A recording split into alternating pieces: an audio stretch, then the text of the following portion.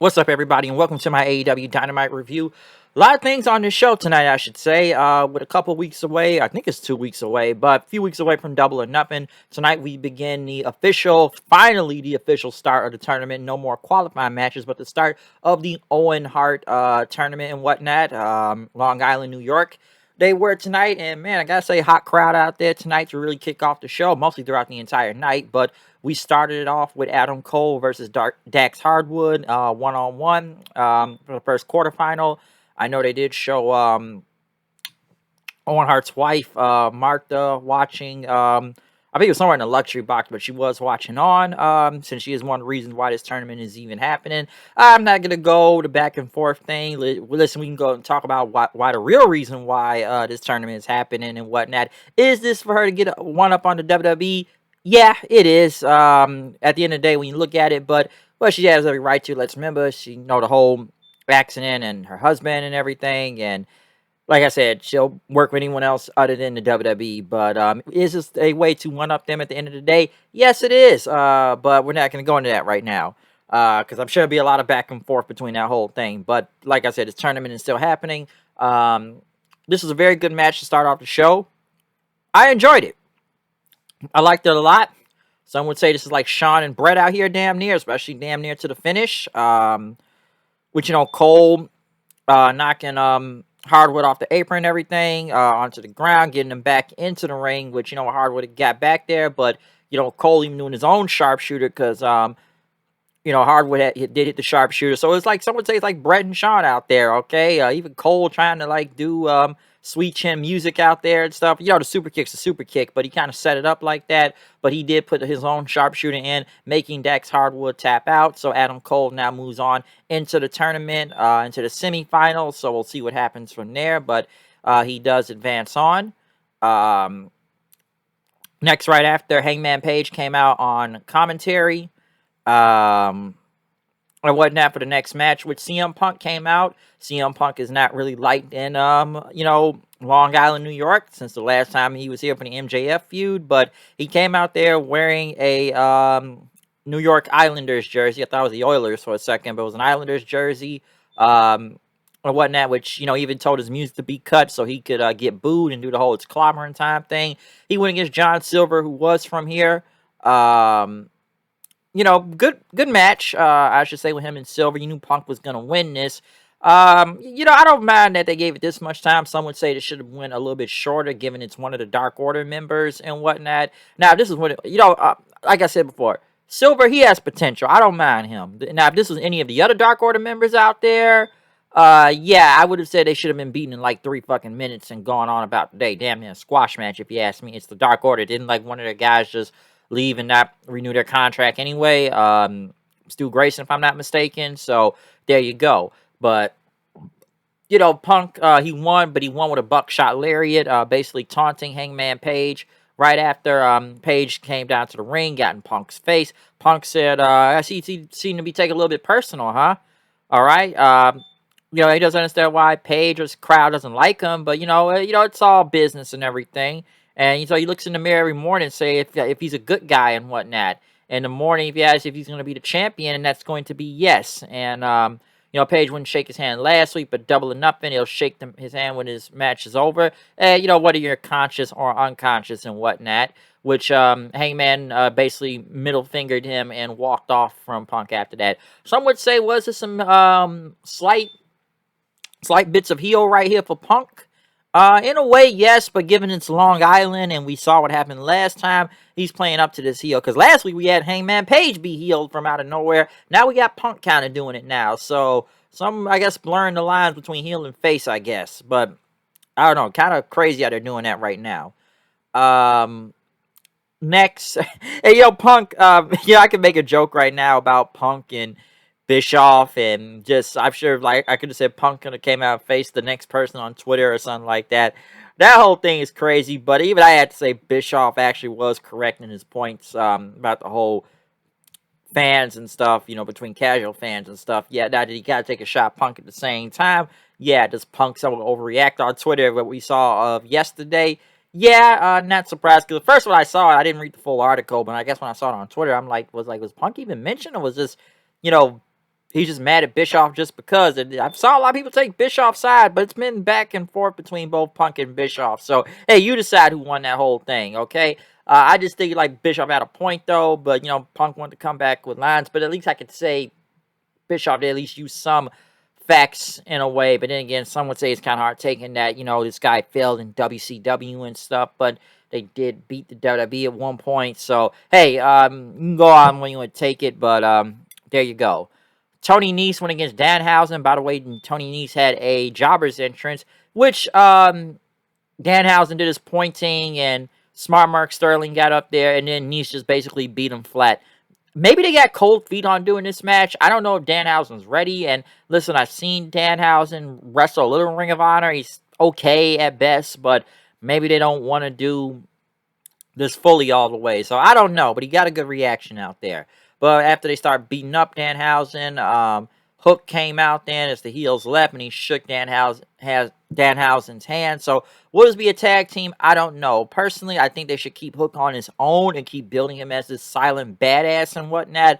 I don't know why they're putting him into like a comedy team, like, hey, I don't want to be your partner, but we're going to be reluctant and be partners, the straight man, the comedy guy. My friend, one of the people that's been on this show, Gerard, are they trying to make another Arcade Bro or something like that? They're like, no, I didn't think about that. And I said no, but then again, it's like the way they doing this wouldn't surprise me if they tried. Why? I don't know, but I think they just should just keep Hook getting wins on his own right now. Wardlow, I guess Sean Spears came to the ring with like a whole bunch of security guards. We had a MJF video package which was like Dark Side of the Ring. Okay, and Chris Jericho's narrating it, and he's like, wait a minute, I'm narrating it for this guy? After the feud, the bad blood we had? Like, how much is he paying me? Okay, I'll do it. Which they have Wardlow as the villain. He screwed over MJF, and they had like a whole bunch of people being interviewed from Taz, Jake Roberts, Barry Horowitz, okay? Barry Horowitz. Wow. Haven't seen that name in a while, so crazy he was here. Which I'll admit, the Dark Side of the Ring thing was funny. Because I don't even know if Dark Side of the Ring is still going. Like, I had heard they got canceled or something. It won't be a season 4. But then again, I'll say it right here. I did like the first couple seasons of it. But in the last season, it was mostly just stuff about gossip and hearsay. A lot would go on, too, with the rest of the season. And kind of took it downhill from there. And anyway, just kind of fucked with people's careers and stuff. And we know who. And that little cocksucker, David Bixenspan, whatever that cocksucker's name is on Twitter, they say he had a lot to do with fucking people over on there, I guess, in some of these episodes. So, yeah, he's a piece of shit, and I'm sure everybody knows that, so fuck that guy. Yeah, Dark Side of the Ring, I did enjoy this parody, because Jericho is the narrator on that show, so I thought that was hilarious. But MJF came out, who got a hero's welcome as he came out in his own Islanders jersey. And, but like I said, he's a face. He's a god here, okay? He is a face. And he looked at Wardlow as fans chanting MJF. This is Long Island and whatnot. It's like the story of David Goliath and everything. And, I'm just a Jewish boy from the Holy Land, but not Israel. It's Long Island, New York. He's, the minister of the cinch and whatnot. He told Wardlow that. You're not allowed to speak to my people and everything. And basically, Wardlow, I guess, oh, you can't talk, huh? Pig. Go with the pig thing again. And Wardlow was getting booed. We can't hear you. Come on, you want to speak? Huh? And then, we got to move on to conditions, all right? And listen, before my best friend, the American roller coaster, Cody Rhodes, which I'm surprised Cody was even mentioned, and even talked about his contract, 2024, and that, I'm sure the guy in the back that's in charge doesn't like it either, so a bit of a shoot right there. I have heard about the whole, MJF contract thing coming up in 2024, and even Tony Khan got mad in an interview, apparently he did, with, I think it was Ariel Helwani. So could he really go to WWE, or is he just working us till then? I'd be surprised, but then again, what happened if he did go? Because we saw how Tony Khan has lost his kind of mind when Cody left and went over there. So, yeah, what would happen then? But, I get to whip you 10 times, he told Wardlow. Not 9, but Sean Spears, because he's like, because Sean Spears is the 10 man and everything. So there you go.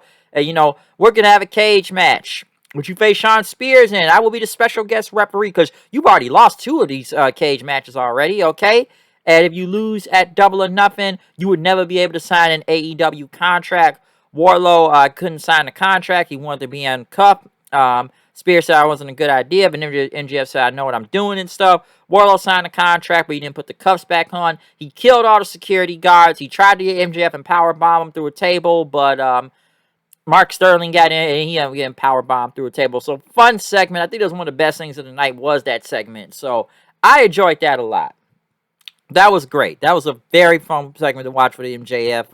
Like I said, the guy's basically a hero in Long Island, but the Dark Side of the Ring parody and, Dave Barry Horowitz out there and just taking shots. That was great. Ricky Starks went against Jungle Boy for the FTW title. Yeah, it was an okay match, but I didn't really care that much at the same time. Like, it wasn't bad or anything. Of course, it's going to be some type of screwy finish. Taz is out there, and then Swerve's coming out to the ring, which he's getting distracted by the ref. And then, starts at the Russian Bow onto Jungle Boy for the win. But right after Christian and Luchasaurus, go help Jungle Boy.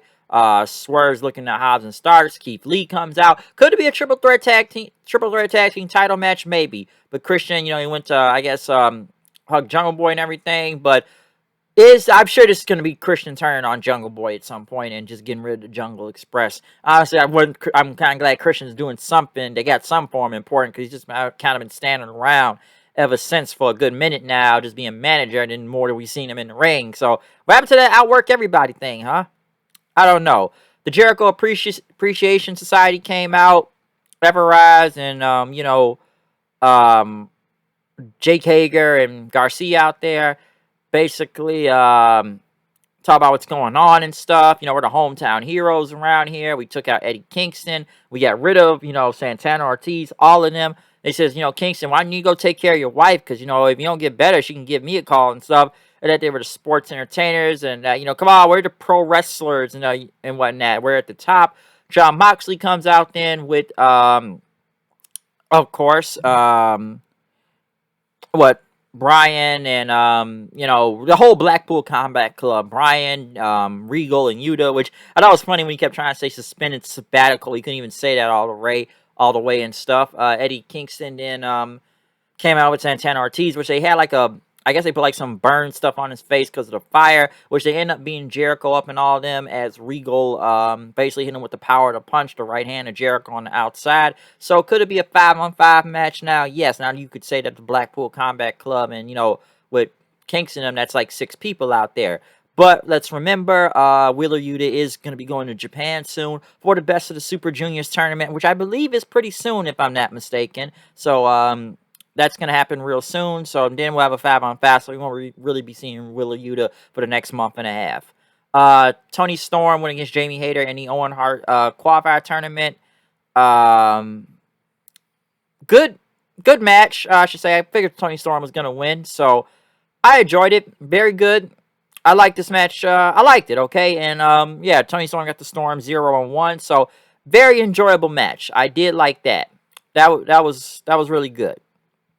And stuff. But next, Jeff Hardy versus Darby Allin in a Owen Hart qualifier. Not qualifier, but Owen Hart, I guess the quarterfinal, I should say.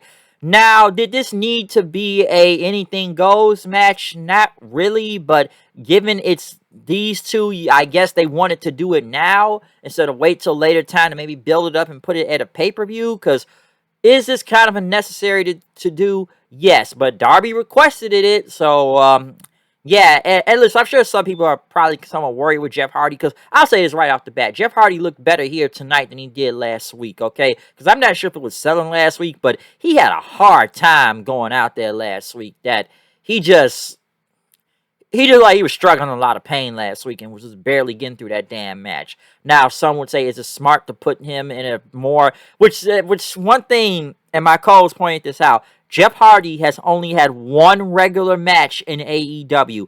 Every match Jeff Hardy has mostly been in has been some crazy stipulation with a ladder, chair, anything goes, whatever crazy, just wacky shit you can think of. And it's Jeff Hardy, okay? But we know he can jump off crazy shit. But, man, we've only seen one regular match ever since he's got to this company. Because, right off the bat, this was just insane. We got chairs involved, stacking them up.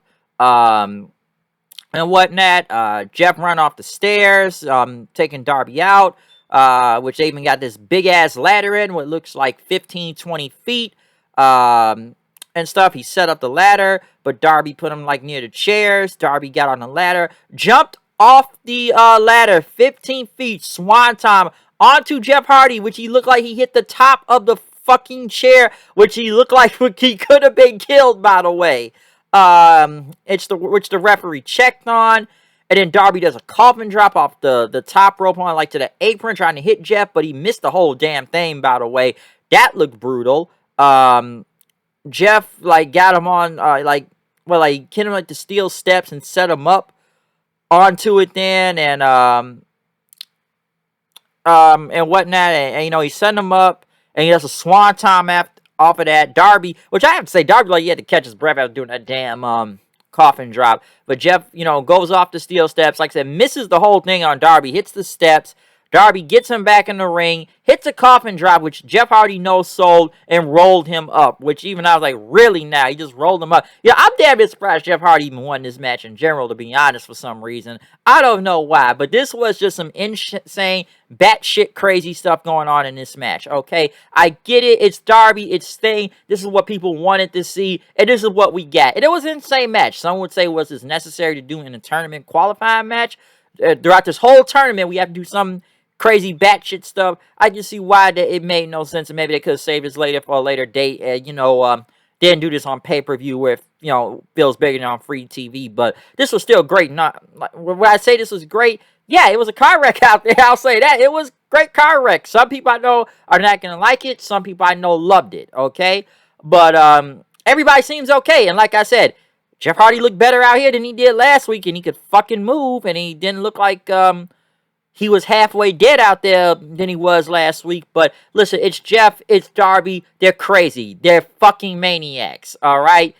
And stuff. So I'm not surprised they did this amount of crazy shit right here. But some would say, was this necessary in a fucking qualifying tournament match, though?